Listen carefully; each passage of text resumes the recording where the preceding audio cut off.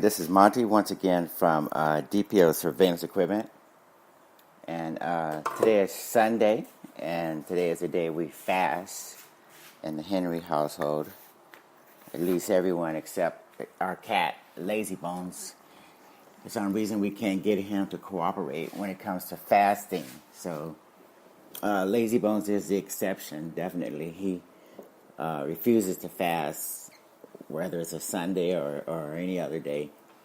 So that's a little bit different. So we'll give Lazy Bones a pass as far as fasting is concerned. Let's see. Now today is Sunday, and I'm wiping down my car, and haven't reviewed too much in terms of what's happening in the financial markets. The financial markets, the financial markets overall, are still reeling from the things that are happening in Washington with Michael Cohen and particularly Paul Manafort. As far as I can tell, the stock market is very uncertain in terms of, exactly how far-reaching this issue is and what the implications are ultimately going to be. The markets typically don't like uncertainty, and it prices in a lot of different things ahead of time in terms of what could happen, but I'm not quite sure whether or not the market can even figure out what all to price in as far as what could happen with Donald Trump and his administration. So anyway, that's one of the unknowns that we have to deal with. Let's see what else is happening. I'm doing some chores, of course, and I'm going to basically not do a whole lot today. I worked out pretty vigorously yesterday, and on Sundays, I really try not to do anything too strenuous, mainly because I do need to recuperate, and when you get my age, you don't want to take it for granted how important it is to rest when you're recuperating from a vigorous workout. In addition to recuperating from that, I'm fasting also, so just got to make sure to not do too much. Anyway, let's see. Excuse me. What else is going on? Let's see. I'll introduce myself first of all. My name is Monty Henry, owner of DPL Surveillance Equipment. I run a full-service surveillance and security equipment company. We have lifetime guarantees and warranties on all the products. We have 24/7, 365 tech sales and customer support. We have the largest inventory of items that not only can you buy, but you can rent and you can lay away as well. In addition to that, we have an extensive collection of podcasts and videos and blogs, just an abundance of information, and what I call the multimedia center. I have to officially get the developer to create a multimedia center, but I'll call it that in the meantime. Basically, it just means that you're gonna find a collection of you'll find a collection of videos, articles, blogs, podcasts, and all that on the website. And eventually, I'll probably put it under one category called Multimedia Center, and then you can just go there and see everything there. But regardless, that's not the highest priority, because in the meantime, it's still very easy to click on the articles link, click on the video library link, click on the other various links, audio podcasts and such, and still get access to all that information. So it's there, definitely, for people who want to take advantage of that free information. In addition to all that, we have we're putting a focus, as I always mention, on Bitcoin and accepting cryptocurrencies, at least the major ones. We're going to be accepting Bitcoin, Litecoin, and probably Ethereum as a part of our shopping cart integration. And the newsletter is currently going out. So for those of you who sent us your email address, I'm going to be starting up the newsletter again on a continual basis. I had been slacking off for a while.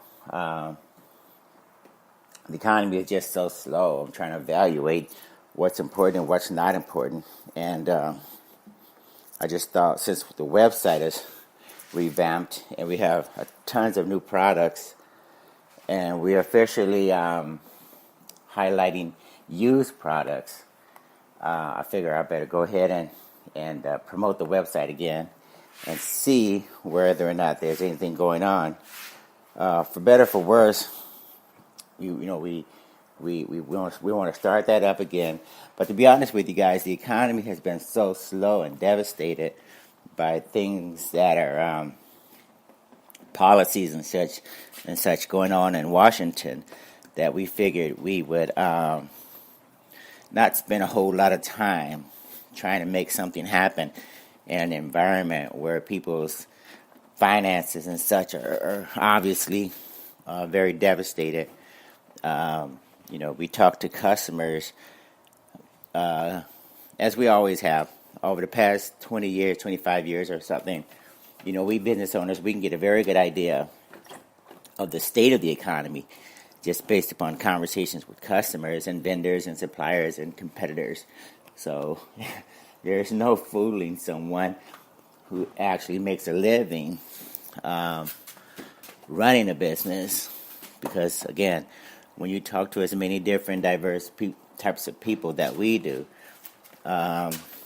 customers, vendors, suppliers, etc., you got to know how things are going just based upon the nature of those conversations. So anyway, it's a pretty sad environment, but what do? If you're a business owner, you are internally optimistic, obviously, so you just keep trudging along, right?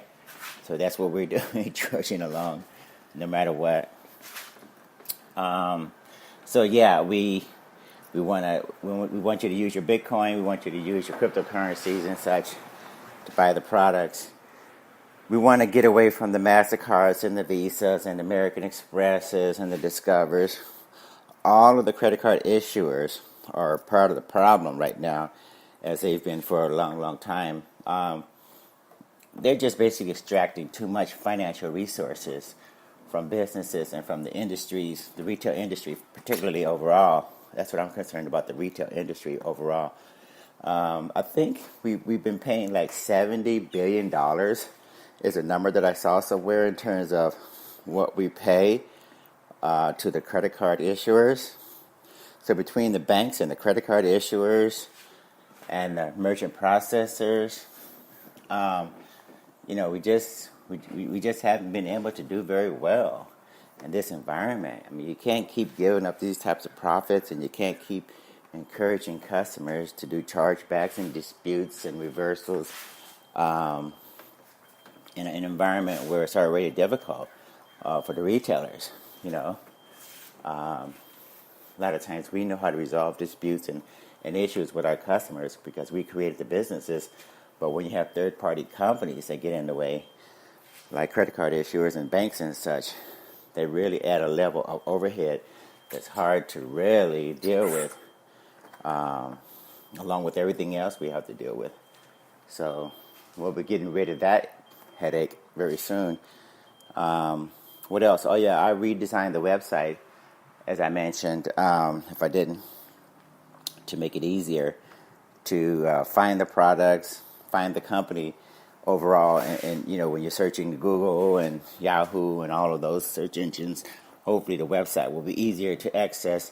I did my own demonstrations or my own tests to see if we're mobile friendly and all that, and it looks very good. So I think we've done our part as usual, just trying to figure out how to reach people and at least get the word out that we're up and running and ready and willing to do business. Now, today's topic puts an emphasis on cybersecurity, and we typically didn't. Well, let me see. When I first started the business, I wasn't so much concerned about cybersecurity, but eventually, I started to hear more and more about breaches, understand more and more about customers' concerns about their phones and their computers and such getting hacked and databases getting compromised. So we started recording cybersecurity videos in an attempt to help people protect their privacy, whether it's a cell phone, laptop, desktop, whatever. Just basically overall giving advice to people in terms of what to do and what not to do as far as protecting your critical personal information, online and offline for that matter. And it just grew and grew and grew. So basically, we started to make it a priority. And right now, cybersecurity is definitely a priority. And you can find tons of information on the website.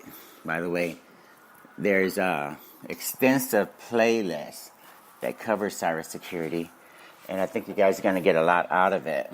Okay, and this particular podcast is indeed focused on cybersecurity to add to that collection of information that we already have on cybersecurity. Now, this one relates to PG&E, Pacific Gas and Electric. Pacific Gas and Electric, just to give you some context, is a major utility company in Southern California, particularly southern. I think southern and northern, probably more northern California compared to southern. It's based in San Francisco, and they serve 1 out of 20 residential customers in Northern California. And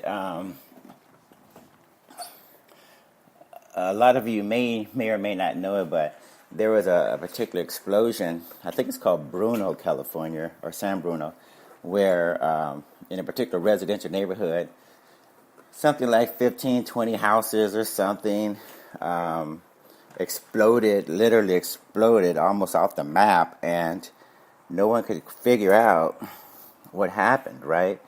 Well, they may have some sort of explanation to appease us a little bit, but for the most part, it was just incompetence on the behalf of this utility, who, by the way, is trying to get federal regulators to loosen regulation even more so that they can have more incidents, more issues where the public is at danger, investors' capital is in danger, and critical and important infrastructure is in danger.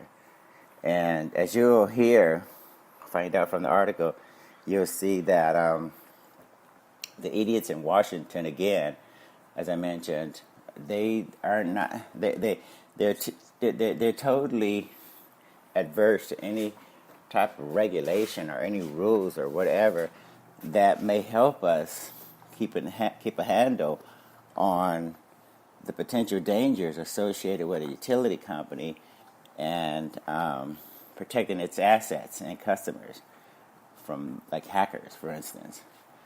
And I bring this up, and we'll get to the article. I bring this up mainly because these companies have fiduciary responsibility to their investors, not to mention the customers, to make sure that their infrastructure and the investment is safe.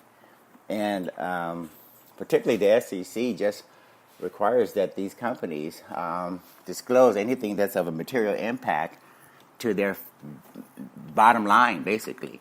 And when you have hackers that hack into your critical databases of cybersecurity assets like they did with PG&E and put that information on the internet for 70 days, and the information allows not only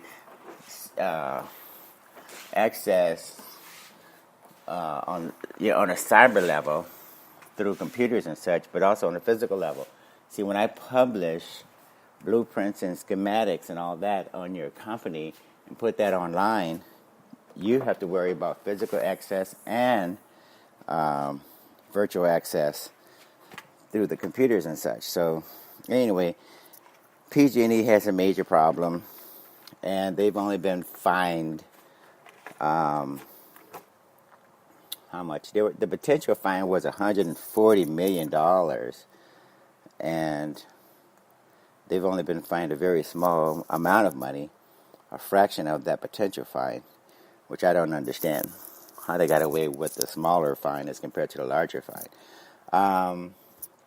The name of this article is going to be called PG&E Identified as Utility That Lost Control of Confidential Information.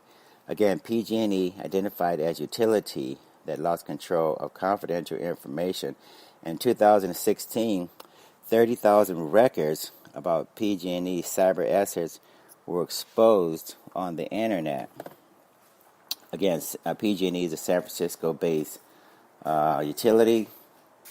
The information was exposed for 70 days.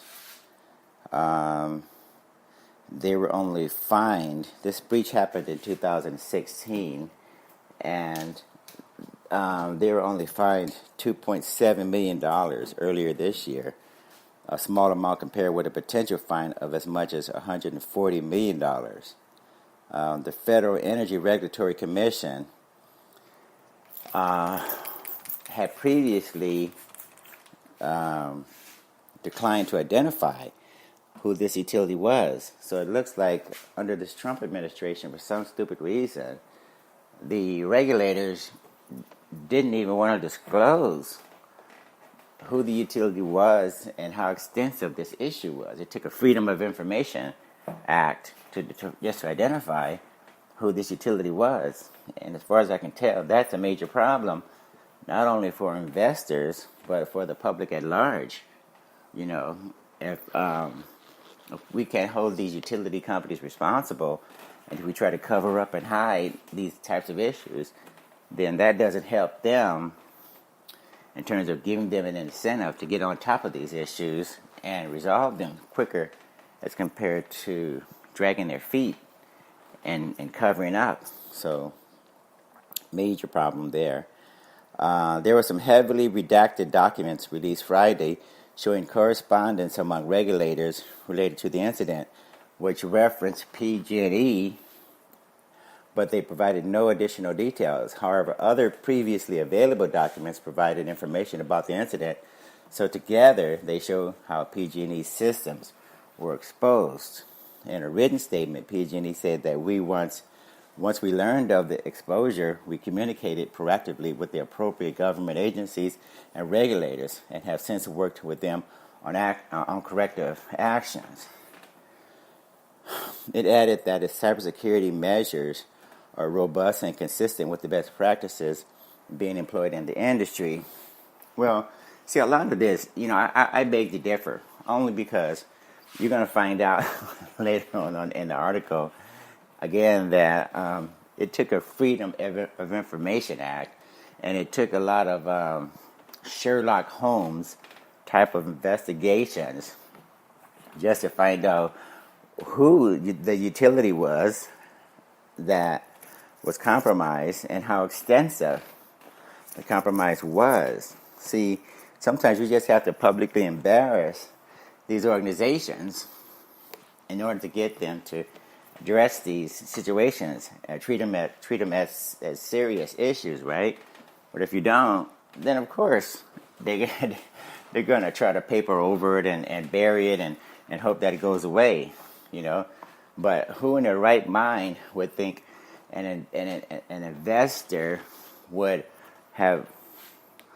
like to have a major investment of his or her capital in a company or utility or whatever where there's tremendous liability associated with power plants and gas pipelines and other major network facilities that were not secure, that could be hacked, and where houses could get blown up and businesses could be destroyed and fires could get started and anything else could happen, right? I don't know whether that's the best investment. I would rather not invest in that type of utility I would rather invest in one where there's people are responsible and they're disclosing information and they're on top of it. But anyway, we're going to find out that that wasn't the case with PG&E. PG&E's identity was revealed because of a Freedom of Information Act request filed to FERC by Secure the Grid Coalition. Again, because Secure the Grid Coalition, which is a nonprofit group focused on critical infrastructure protection, Michael Mabee, Mabee, a New Hampshire representative of the group, said he petitioned for the information because he thought it was disturbing and wrong for federal officials to protect a utility whose actions endanger the public. Again, this is an obvious issue that we have to confront, and that we're going to be confronting more and more, because we have an administration in office who thinks that it's perfectly okay to loosen regulations and let these utilities operate in whatever manner, despite the idea that what we think is secure as far as our critical infrastructure. We think that the power plants and the gas pipelines and such are secure and protected, but we find out that they're not. As if the market is somehow going to correct this, right? The market doesn't correct incompetence, okay? The market corrects situations where pricing mechanisms and such need to determine value or whatever. But I can guarantee you, when a nuclear power plant explodes, particularly in your state, that has nothing to do with using market forces to give us a good price on a stock or something.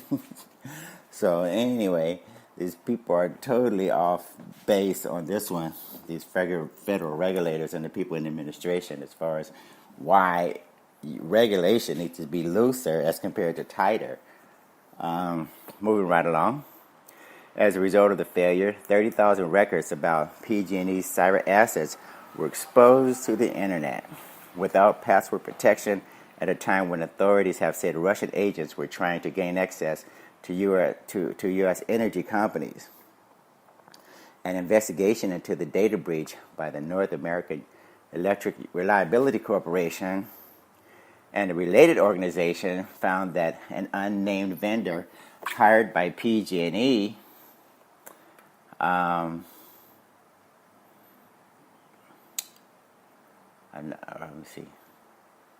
named vendor hired by PG&E to assist with an asset management program downloaded records from the cyber asset database to his own computer without the utility's permission and in violation of company policy, then left it exposed to the internet until it was brought to PG&E's attention by an internet security researcher. So this contradicts the idea that PG&E was forthcoming in this incident that happened in 2016, and we're just now finding out the details of it. So, we can't leave it to the same utilities to watch the hen house and protect the chickens or the hens, while at the same time they are part of the problem, right?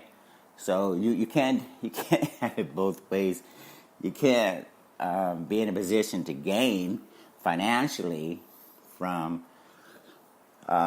disclosing this information or not disclosing it, and then at the same time, liability is significant. Bondholders and investors and different people are going to be paying a lot of money and exposed to liability because these utilities are not being responsible. The records included information on systems that control physical as well as remote access to the utility centers and electrical substations, as well as the utility system that regulates electricity flows. It also included usernames for more than 100 people with network access and hashed passwords that could have been cracked by a skilled adversary to garner actual login credentials, according to an investigation by federal authorities. Federal investigations said they don't know who may have accessed the data, but said there was evidence that others had found it. An investigation report said there was residual risk that malicious actors established a foothold in PG&E's networks and could be positioned to cause harm in the future. So this is what happens. They typically, the hackers and such, they don't always announce right away that we've hacked your database and you need to do something about it. A lot of times what happens is they hack your database, and 6 months later, a year later, 2 years later, you have a major explosion in San Bruno. You have major fires in Lake County, California. And you have dams where water is released or something, nuclear power plants that somehow overheat, and then you have to address these issues later on with billions and billions of dollars used to offset the damages and that are paid out to families who have actually lost loved ones. PG&E owns power plants, natural gas pipelines, a nuclear generating station, and electric power lines that are vital to California and the Western power grid. It furnishes electricity to nearly 1 in 20 Americans. Utilities have been subject to cybersecurity rules for a decade. They require utilities to secure sensitive information to prevent unauthorized access. California's chief utility regulator attempted to confirm that PG&E was the unidentified utility fined by FERC in May, but was rebuffed. Recent laws have given federal authorities more ability to keep information from state officials. We're all wrestling with it, said Michael Picker, president of the California Public Utilities Commission. The Securities Exchange Commission recently warned public companies that they must improve their cyber disclosures, noting that cyber breaches pose threats to investors, our capital markets, and our country. It doesn't appear that PG&E disclosed the event in its SEC filings. See, this is a major problem, you guys. Looks like a request was rebuffed, says the chief utility regulator, California's chief utility regulator, Michael Picker. Even though they were fined, nobody wanted to disclose who was fined, right? For some reason. And this is what the administration is all about right now. Looser regulations. Let the market determine who the winners are and who the losers are, right? Forgetting that certain parts of the infrastructure are very critical and major as far as the roles that they play, okay? If it's an airport, if it's a utility company, if it's a telephone company, we can't play around with the idea that maybe they'll behave and maybe they'll be responsible and maybe they won't. You really have to force these guys to do the right thing because you can't afford costly mistakes.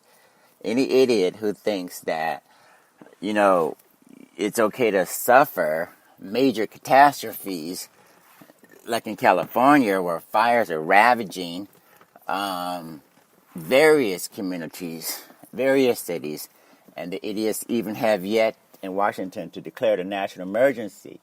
So I don't think they're responsible. I know for a fact that they're not responsible, the people in the federal government, and I know for a fact that this is not going to get any better unless we throw some people in jail or fine them significantly. That's the only way you discourage that type of behavior. But giving them free reign to do what they want to do, that's not how you handle it. As we can clearly see right now. Anyway, I'm going to wrap this session up. And hopefully people will understand a little bit more about how irresponsible these companies are and what's going on. And get some idea of what's not being done to fix the problems. Okay, so people got to speak out. Go to the Facebook pages. Call these utility companies and demand that they prove that at least you're not affected, your company's not affected by this incompetence going on in their as far as their cybersecurity is concerned. Remember, it's just not cyber anymore; it's physical security that's also affected, and that's what my company specializes in: physical security mainly. And we can tell you, physical security means nothing if you don't have cybersecurity going on. So they go hand in hand. Can't protect your house, can't protect your business in a physical sense, unless you also consider that the bad guys, they want to get access either through the front door or either through the computer. They don't care, one or the other or both. Okay. Anyway, as we like to say, as a conclusion of every podcast, you guys be safe out there, and we'll talk to you later. Take care. Bye. Keep your eyes and ears open.